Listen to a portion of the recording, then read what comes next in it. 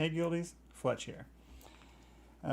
Today I'm going to do a little bit of talking about the principles behind the Agile Manifesto, but I'm only going to be covering one of these principles. I'm going to make this pretty quick. I don't expect many, or if any people are going to join the live stream. I just like the live stream format. It gives people a chance to say things if they want to. And also, I like to go unscripted. This is just based on things that I know, my opinions, and so here it is. Principles behind the Agile Manifesto. If you don't know, agilemanifesto.org is the only resource for Agile principles. If you're getting your Agile principles from other locations, then they're incorrect, unless they're literally quoting this source. So I'm only going to be covering this one right here. Our highest priority is to satisfy the customer. Let's just stop right there for a second. What does that mean, satisfy the customer? Who is the customer? Why is it highest priority? Any of that? Who is our? I mean, there's a lot more to unpack with these things than most people would expect. So our is the dev team. It's the software engineers, the software developers, the programmers. The context of all of this stuff is from the context of the software engineers and the developers. So our highest priority, these are supposedly not in any particular order. I find that hard to believe, that's what they state. And I can see why some of these, depending on your situation, some of them seem more important at the time. So, it depends on the context. But it's pretty clear that this was put here because it is the highest priority. It is principle number one. It's very important. So this is number one on purpose, I would say, and it is the highest priority to satisfy the customer. Who's the customer and what does satisfy mean? The customer, from the perspective of the software engineer or the developers, is what you might call the product owner or the business analyst, or just in general the stakeholders. The stakeholders could be literal end users. So you could, if you're working for the team that's developing Amazon.com, you've got millions of end users. Those are the customer. Sometimes it's a lot smaller company. Sometimes it's still a website, but the user base is a couple of thousand or something like that. But a lot of times the customer is also a business. So maybe you're making some internal software or working on line of business applications that a company is using. Or maybe your company sells that to other companies to use as their line of business software. So maybe you got 100.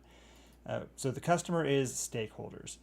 And a lot of the time, the customer, from the dev's perspective, ends up being the product owner or the business analyst, the customer advocate. Because software engineers, as much as we want them to literally talk directly to the customer, the end users, sometimes that happens. If there's a really big problem that one person is having, sometimes we'll connect them with the dev. But otherwise, they need to be spending 40 hours a week doing software engineering stuff, which isn't always just programming. There's a lot more to software engineering than just programming. But they need to be focusing on that. And as a small sliver of that, they need to be, maybe it's bigger than a small sliver, but a big part of their work is actually getting to understand the feedback of the customer and knowing to help determine what they're going to be doing with the software moving forward. So the product owner may not understand how complex a change might be. They might not understand how important it is. Maybe it seems small to them. So the product owner or customer advocate, they're gathering and filtering and organizing all of the feedback from possibly millions of customers, and they should be having these very frequent feedback meetings with the developers to say, this is you working with the customer. Here's a lot of stuff that's going on. I mean, some of it we've already talked about, yesterday or last week.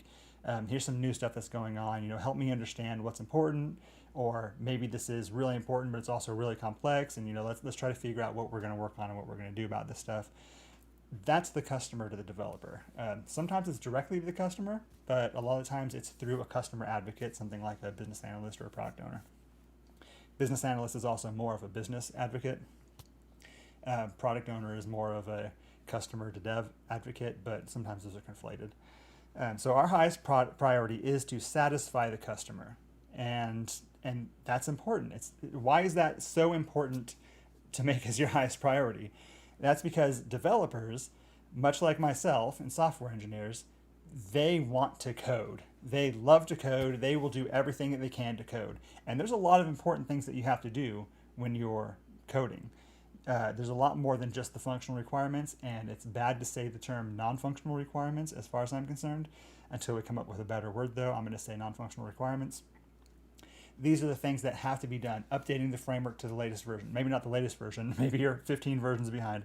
Updating the framework, though, in order to make sure that you don't have any security holes, or to give yourself the ability to use some of the latest technologies and some of the latest framework features, or adding additional testing to the system, or doing some sort of refactoring that has to be done, or changing your code because the company changed their name and now your namespace has the company's name in it, so you got to change all that sort of stuff.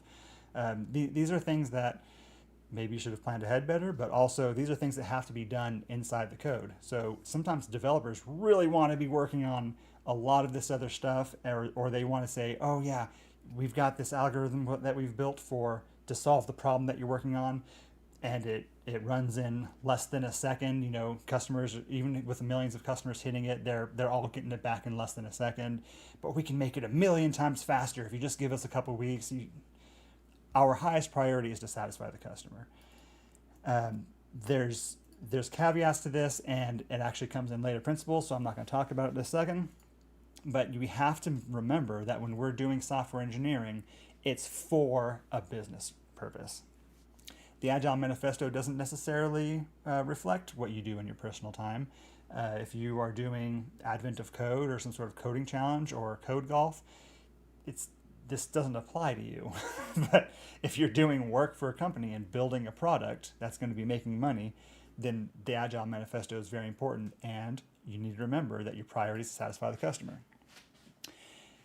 Satisfy is a bit subjective, and we get into some of that later on in these principles even, but essentially satisfy means to be giving them, to be delivering them code.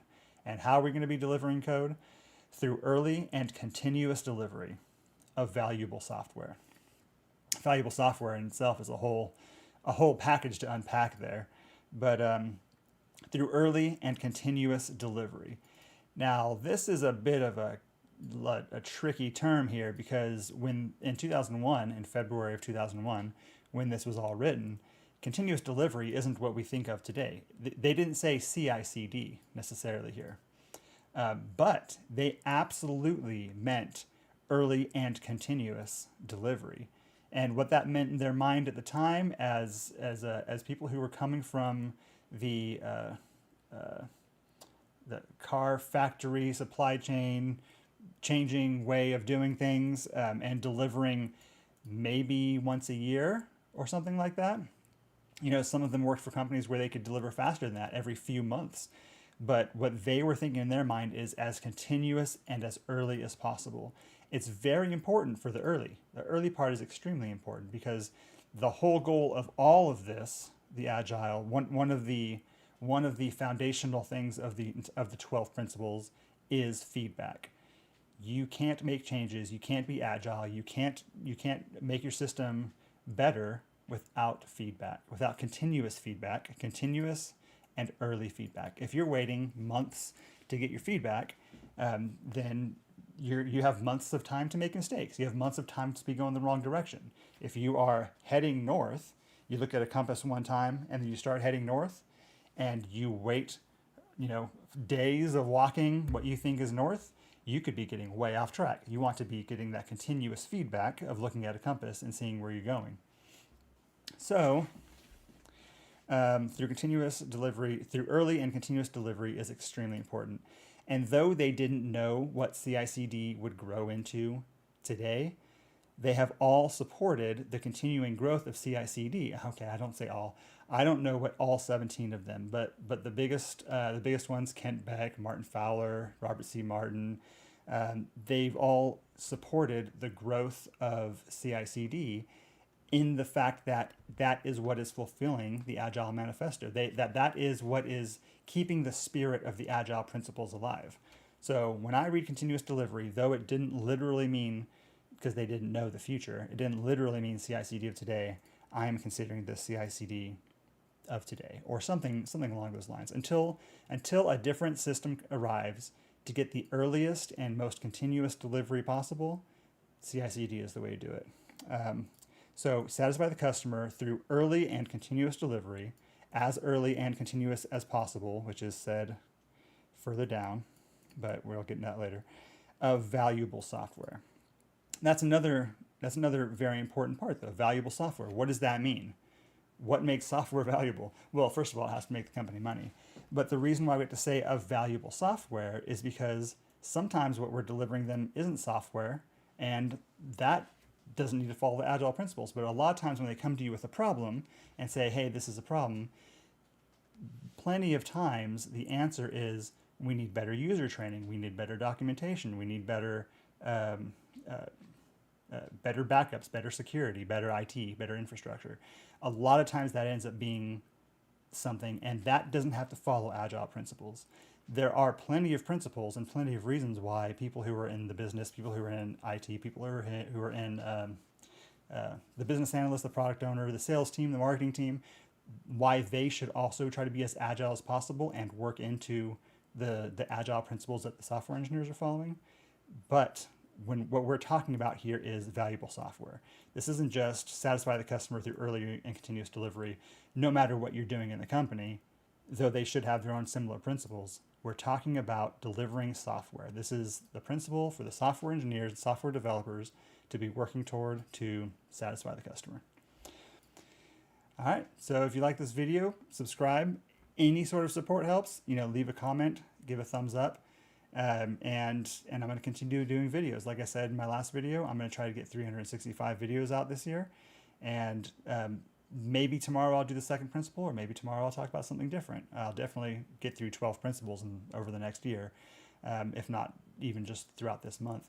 But like and subscribe, and thank you for any support that you give. And any comment's a good comment. Any feedback is good feedback, as we just discussed here. Have a good day.